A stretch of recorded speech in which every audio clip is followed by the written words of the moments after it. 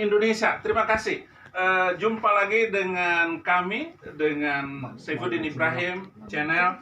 Dan sekarang lanjutan untuk hamba Tuhan yang luar biasa ini, pendeta pengacara Pak Kamarudin, untuk menyampaikan hal-hal penting tentang kasus Yahya Walloni. Dipersilakan. Baik, terima kasih rekan-rekan yang sudah menghadiri undangan kami untuk siaran pers.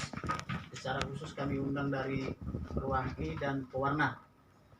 Mengapa kami undang ini adalah terkait menanggapi adanya permohonan maaf dari terlapor atau tersangka Yahya Walloni, di mana beliau telah mencabut pra-peradilan yang beliau lakukan sebagai haknya di Pengadilan Negeri Jakarta Selatan, kemudian mengganti pengacaranya, kemudian yang bersangkutan pada saat yang bersamaan menyatakan meminta maaf, kemudian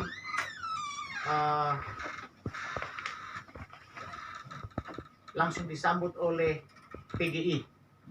PGI menyatakan menerima permohonan maafnya. Apa yang dilakukan oleh PGI ini sungguh sangat mengecewakan hati kami. Kenapa? Karena PGI tidak pernah melaporkan Yahya Walloni.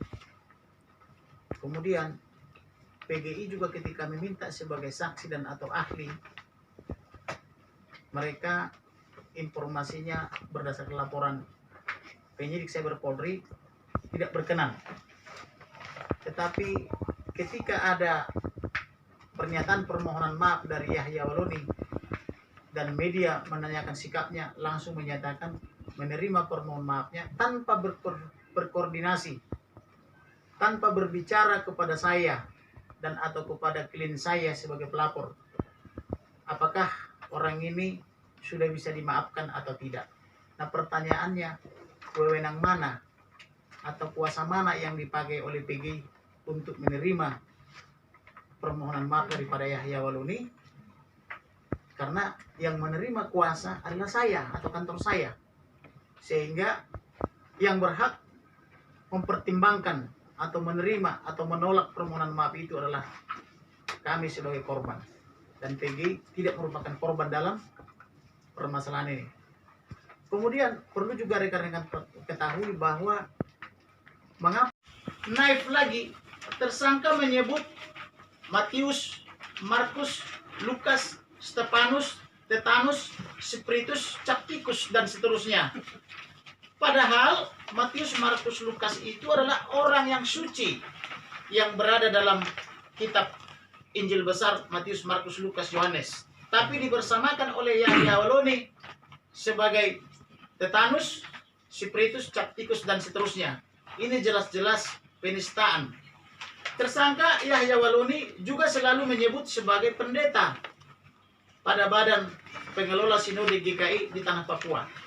Kemudian pemilik nama lengkap Yahya Yofi Walloni ini lahir di Kota Manado 30 November 1970, bergelar Yahya Walloni, menyebut bahwa dirinya adalah pendiri dan mantan rektor Universitas Kristen Papua atau UKIP Sorong. Bahkan mengaku bahwa dirinya adalah pendiri dan mantan rektornya. Tanpa disertai bukti, tetapi klaim-klaim yang bersangkutan telah dibantah baik oleh pengurus UKIP Papua maupun oleh para mahasiswa angkatan pertama sampai angkatan terakhir yang tidak pernah mengenal Yahya Walloni. Kemudian juga diinvestigasi oleh pendeta Esra Soro sebagai hal yang tidak benar. Bahwa dalam ocehan ceramahnya juga turut menista, mengejek dan memplesetkan ucapan Roh Kudus, yaitu Tuhannya Kristen dan Katolik menjadi Roh Kudus.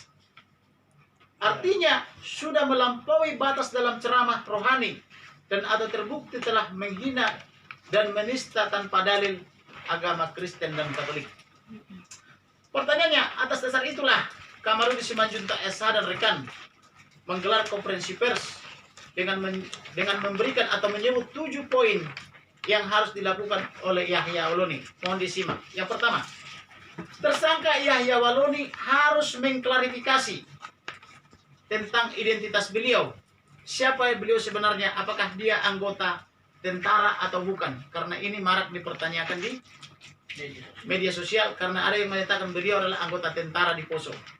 Yang kedua, tersangka Yahya Waloni harus mengklarifikasi apakah benar atau tidak dia mantan pendeta di GKI Papua. Kalau tidak benar harus dikatakan tidak benar.